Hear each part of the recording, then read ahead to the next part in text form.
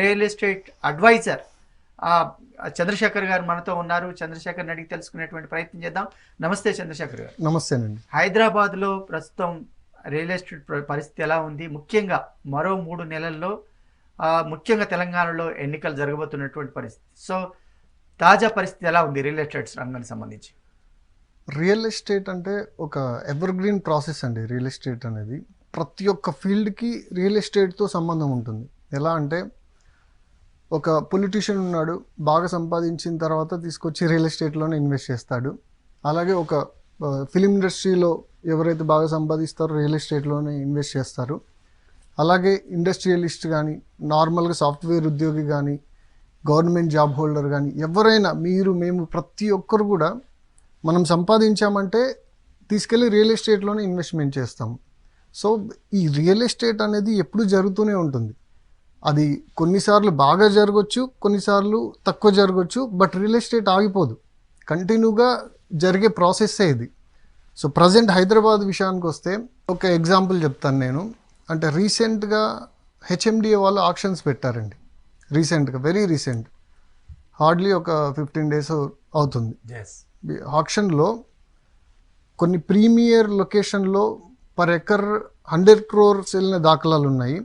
So అదంటే పెద్ద పెద్ద బిల్డర్స్ వాళ్ళు కొన్నారనుకోవచ్చు. ఒకవేళ రియల్ ఎస్టేట్ బాగాలేకపోతే మిగతా చాలా చోట్ల హెచ్ఎండి వాళ్ళు ఆక్షన్స్ పెట్టారు. బేసిక్ ప్రైస్ 25,000 నుంచి అలా పెడితే 25,000 ఉన్నది 60,000 ప్లస్ వెళ్ళిందండి పర్ స్క్వేర్ యార్డ్. 20,000, 25,000, 20,000 అట్లా పెట్టిన ఏరియాల్లో 50,000 క్రాస్ అయిపోయింది. సో అది కూడా వెరీ హెవీ కాంపిటీషన్లో. రియల్ ఎస్టేట్ హైదరాబాద్ బాగలేకపోతే అంతంత ప్రైజెస్ పోవు కదా. అక్కడ కొన్నోళ్ళందరూ ఏదో బిగ్ రియల్టర్స్ కాదు, ఇండస్ట్రియలిస్ట్ కాదు, ఎవరు కాదు, నార్మల్గా ఎవరైతే అంటే 50 lakhs 40 lakhs ఇన్వెస్ట్మెంట్ చేసే ఎవరైతే పర్సన్స్ ఉన్నారో వాళ్ళు మాత్రమే ఇన్వెస్ట్ చేశారు. సో దీన్ని బట్టి మనం చెప్పుకోవచ్చు హైదరాబాద్ రియల్ ఎస్టేట్ పరిస్థితి ఎలా ఉందనేది. హైదరాబాద్ రియల్ ఎస్టేట్ పరిస్థితి ఎప్పుడు బాగానే ఉంటుందండి, దాంట్లో డౌటే లేదు. ఎలక్షన్స్కి ముందు ఏంటంటే కొంచెం ఇన్వెస్టర్లు కొన్ని డౌట్లతో రావట్లేదు, బట్ ఇప్పుడు ఏదైతే హెచ్ఎండి ఆక్షన్స్ తర్వాత ఇప్పుడు కొంచెం రియలైజ్ అయిపోయి ఎలక్షన్స్ ఇలాంటివి ఏం పట్టించుకోకుండా ఇప్పుడిప్పుడు బయటకు వస్తున్నారు, బయట తిరుగుతున్నారు, ఇన్వెస్ట్మెంట్కి ముందుకు వెళ్తున్నారు. సో రైట్ నౌ కొంచెం మూవ్ అయిందని చెప్పుకోవచ్చు హైదరాబాద్ రియల్ ఎస్టేట్ అనేది.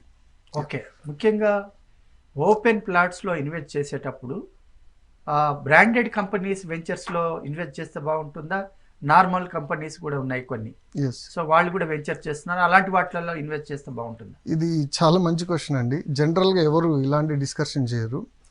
ఓపెన్ ప్లాట్స్లో ఏమవుతుందంటే జనరల్గా డిటిసిపి అప్రూవల్స్ ఉంటాయి, హెచ్ఎండి అప్రూవల్స్ ఉంటాయి. ఓపెన్ ప్లాట్స్ వెంచర్స్లో ఈ రెండింటిలో కూడా సిమిలర్ నామ్స్ ఉంటాయి, ఆల్మోస్ట్ సిమిలర్ నామ్స్ ఉంటాయి. వీటిలో అంటే మార్ట్గేజ్ సిస్టమ్ ఉంటుంది, వీటిలో మార్ట్గేజ్ సిస్టమ్ ఉంటుంది. అంటే దీంట్లో కూడా అంటే 55% ప్లాటింగ్ చేయాలి. ఫర్ ఎగ్జాంపుల్ ఒక 100 acres ప్రాజెక్ట్ చేస్తే దాంట్లో 55 acres మాత్రమే ప్లాటింగ్ వస్తుంది. రిమైనింగ్ 45 acres అంతా కూడా మన రోడ్స్కి, పార్కులకి వదిలేయాలి. అది డిటిసిపిలో అయినా కానీ, హెచ్ఎండిఏలో అయినా కానీ. సో ఇది మ్యాండేటరీ. అండ్ ఆల్సో ఈ 2 అప్రూవల్స్ ఉన్న ప్రతి ఒక్క ప్రాజెక్ట్లో కూడా కాంపౌండ్ వాల్ కట్టాలి, ఎంట్రన్స్ ఆర్చ్ కట్టాలి, రోడ్స్ వేయాలి, ఓవర్ హెడ్ ట్యాంక్ కట్టాలి, ఎలక్ట్రిసిటీ ఇవ్వాలి, వాటర్ ఇవ్వాలి, డ్రైనేజ్ ఇవ్వాలి. ఈ కామన్ ఏదైతే ఒక నీడ్, ఇల్లు కట్టుకుంటే నీడ్స్, బేసిక్ నీడ్స్ ఏవైతే ఉన్నాయో ఇవన్నీ కూడా ప్రతి ఒక్కరు ఇవ్వాలి. అది నార్మల్ కంపెనీ అయినా ఇవ్వాల్సిందే, అండ్ బ్రాండెడ్ కంపెనీ అయినా ఇవ్వాల్సిందే. ఇది మ్యాండేటరీ రూల్స్ అనమాట. ఓకే, కాకపోతే ఇక్కడ ఏంటంటే ఒక బ్రాండెడ్ కంపెనీ స్పెసిఫిక్గా ఏదైనా అంటే స్విమ్మింగ్ పూల్స్, క్లబ్ హౌసెస్ ఇలాంటివి ఏమైనా యాడ్ చేసి మీకు ప్రాజెక్ట్ ఉంటే మీరు okay, you can go. Then otherwise ఏంటంటే మీరు ప్రైజ్ అనేది మనం ఖచ్చితంగా చూసుకోవాలండి.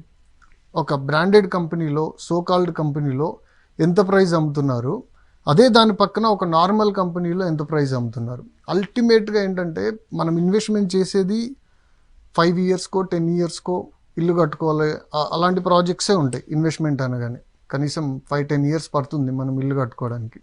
సో ఇప్పుడు ఇన్వెస్ట్మెంట్ అంటే ఇప్పుడు ఉన్న డెవలప్మెంట్లు, రోడ్లు, డ్రైనేజ్, వాటర్, ఎలక్ట్రిసిటీ ఇవన్నీ కూడా రేపు పొద్దున ఇల్లు కట్టుకునేటప్పటికి ఇవన్నీ పాడైపోతాయి. అండ్ మోర్ ఓవర్ చాలా కంపెనీలు ఎవరైనా కానీ బ్రాండెడ్ అయినా కానీ నార్మల్ కానీ ఈ ఎలక్ట్రిసిటీ డ్రైనేజ్ వాటర్ ఇవన్నీ నామకే వాస్తు చేసే కంపెనీలే చాలా ఎక్కువ 80% నామకే వాస్తే చేస్తారు. అంటే కేవలం అప్రూవల్స్, అంటే ఫైనల్ అప్రూవల్ రావాలి, మార్ట్గేజ్ రిలీజ్ అవ్వాలంటే ఇవి మస్ట్ అండ్ షుడ్గా చేయాల్సి ఉంటుంది.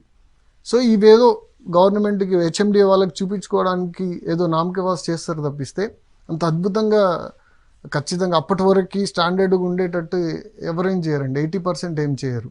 సో అలాంటప్పుడు ఈ బ్రాండెడ్ కంపెనీస్లో ఏమవుతుందనంటే కాస్ట్ అనేది చాలా ఎక్కువగా ఉంటుంది. నార్మల్ కంపెనీస్తో పోలిస్తే బ్రాండెడ్ కంపెనీస్లో 5,000, 6,000 కూడా వేరియేషన్స్ ఉన్న దాఖలాలు ఉన్నాయి. అలాంటి సిచ్యువేషన్స్ మీకు ఒకవేళ తగిలితే, మీకు అలాంటి 5,000 వేరియేషన్ ఉంది, ఇవి అయినా కానీ నేను బ్రాండెడ్ కంపెనీలో కొంటానంటే అన్నెసరీ. అలాంటప్పుడు నార్మల్ కంపెనీ ఏముంది, అప్రూవల్ ఉందా, ఫైనల్ అప్రూవల్ ఉందా, మంచి లొకేషన్లో ఉందా చూసుకుంటే సరిపోతుంది. సో ఇది బాగా గమనించుకోవాలి. అన్నెసరీ బ్రాండెడ్ కంపెనీస్కి వెళ్ళిపోయి ఎక్కువ రేట్లు అక్కడ మార్కెట్లో ఒక ఏరియా చెప్తానండి మీకు ఎగ్జాంపుల్గా. సదాశివపేట ఏరియా అని మీరు వినే ఉంటారు. ఔటర్ రింగ్ రోడ్ నుంచి 37-40 కిలోమీటర్స్ ఉంటుందండి. ఔటర్ రింగ్ రోడ్ నుంచి సదాశివపేట వెళ్ళిపోయి 25,000 per square yard కొంటున్నారు చాలామంది. ఓకే, 25,000 అంటే 37-40 కిలోమీటర్స్ వెళ్ళిపోయి 25,000 పెట్టడం అనేది it's not correct thing. Outer ring road నుంచి అంత దూరం వెళ్ళిపోయి అదే ఏరియాలో కొన్ని కంపెనీలు మనకి అక్కడ స్టాగ్నెంట్ 15,000 పెట్టొచ్చు, 15,000-16,000 యాజ్ పర్ మార్కెటింగ్ అంటే మార్కెట్ ప్రకారం. బట్ అలా హైక్ అయిపోతుంది. అంటే ఒకరిని చూసి ఒకరు, ఇంకొకరిని చూసి ఇంకొకరు.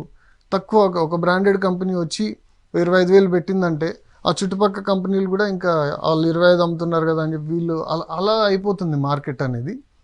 సో మనం ఇన్వెస్ట్మెంట్ చేసేటప్పుడు గ్రౌండ్ రియాలిటీ, లొకేషను, అక్కడ ఎంత పెట్టాలా వద్దా అనేది ఆలోచించుకొని ఇన్వెస్ట్మెంట్ చేయాలి.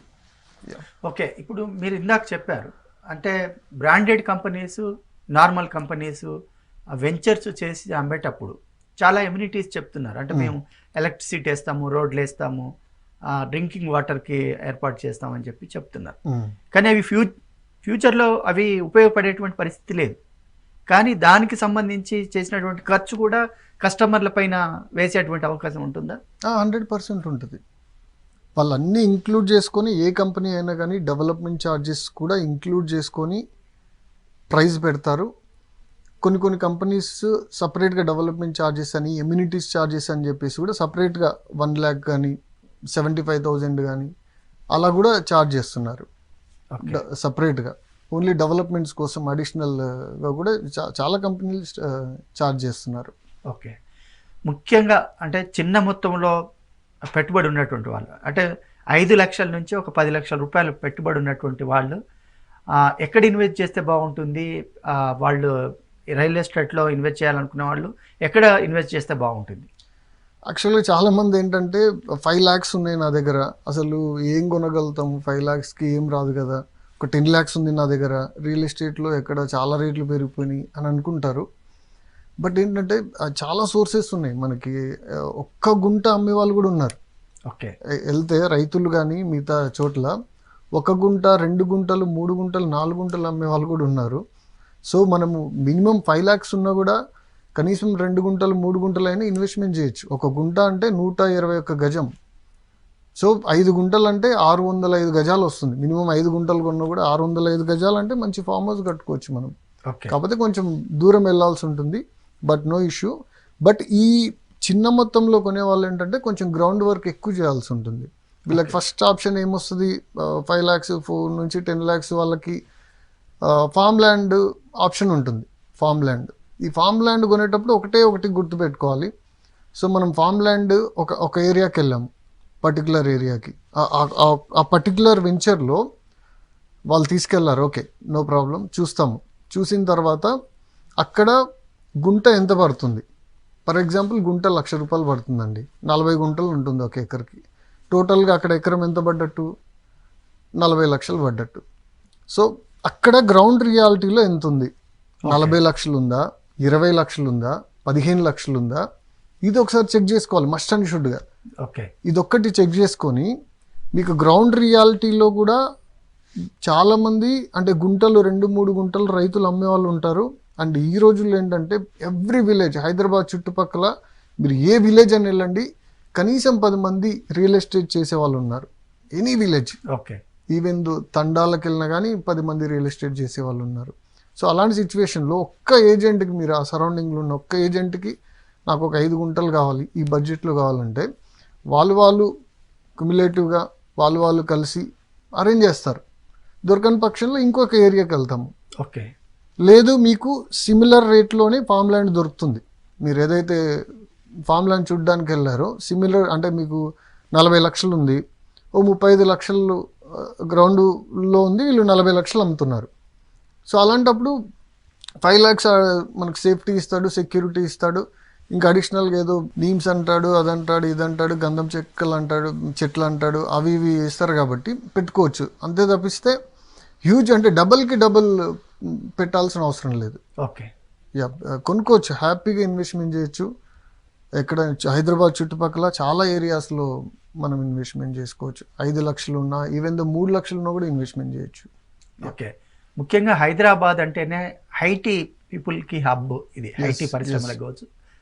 సో ఐటీకి సంబంధించినట్టు పెద్ద మొత్తంలో వాళ్ళకి జీతాలు ఉండేటువంటి అవకాశం ఉంటుంది. అలాంటి వాళ్ళు అంటే ఎక్కడ కొంటే బాగుంటుంది, వాళ్ళు ఎక్కడ ఇన్వెస్ట్ కొత్తగా ఐటీ ప్రాజెక్ట్స్ వస్తున్నాయి కొన్ని చోట్ల.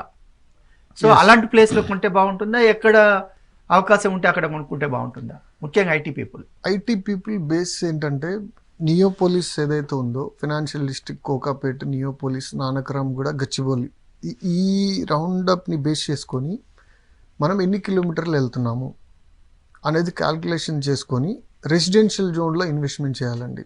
సో ఈ రౌండప్ని అంటే ఈ గచ్చిబౌలి, ఫైనాన్షియల్ డిస్ట్రిక్ట్, కోకాపేట్ని బేస్ చేసుకొని మనము చూసుకుంటే ఇమ్మీడియట్గా మనకు గోల్డెన్ ట్రయాంగిల్ ఉంటుంది. ఈ గోల్డెన్ ట్రయాంగిల్లో ఇన్వెస్ట్మెంట్ చేయొచ్చు ఇమ్మీడియట్గా. అంటే రెసిడెన్షియల్కి వెళ్ళే వాళ్ళు ఇన్వెస్ట్మెంట్ చేయొచ్చు. బికాస్ ఆఫ్ ఎందుకనంటే మినిమం 35 to 60, 70 కూడా నడుస్తుంది ఎంటైర్ గోల్డెన్ ట్రయాంగిల్లో పర్ స్క్వేర్ యార్డ్ వచ్చేసి. ఈ గోల్డెన్ ట్రయాంగిల్ అంటే మీకు ఆల్మోస్ట్ తెలిసే ఉంటుంది అందరికీ. గోల్డెన్ ట్రయాంగిల్ అంటే మీకు కర్దనూరు నుంచి శంకర్పల్లి నుంచి మళ్ళీ కోకాపేట నుంచి కొల్లూరు మీదుగా మళ్ళీ కర్దనూరు, దీన్ని గోల్డెన్ ట్రయాంగిల్ అంటారు. In between or outside 1-2 kilometers ఎక్కడైనా ఇన్వెస్ట్మెంట్ చేసుకోవచ్చు. ఇది ఫస్ట్ ఆప్షన్. అండ్ రిమైనింగ్ చూసుకుంటే ముత్తంగి సరౌండింగ్లో కూడా ఇన్వెస్ట్మెంట్ చేయొచ్చు. అలాగే అక్కడ నుంచి నార్త్ వరకు ఓఆర్ఆర్కి వితిన్ 5 kilometers రేడియేషన్లో హ్యాపీగా ఇన్వెస్ట్మెంట్ చేసుకోవచ్చు. అండ్ ఇక్కడ సౌత్లో చూసుకుంటే తుక్కుగూడ వరకు మనము చక్కగా ఇన్వెస్ట్మెంట్ చేసుకోవచ్చు. ఓఆర్ఆర్కి R1 జోన్లో వితిన్ 5 kilometers రేడియేషన్లో ఇన్వెస్ట్ చేసుకుంటే ఏమవుతుందంటే మీకు ట్రాన్స్పోర్టేషన్ ప్రాబ్లం ఉండదు.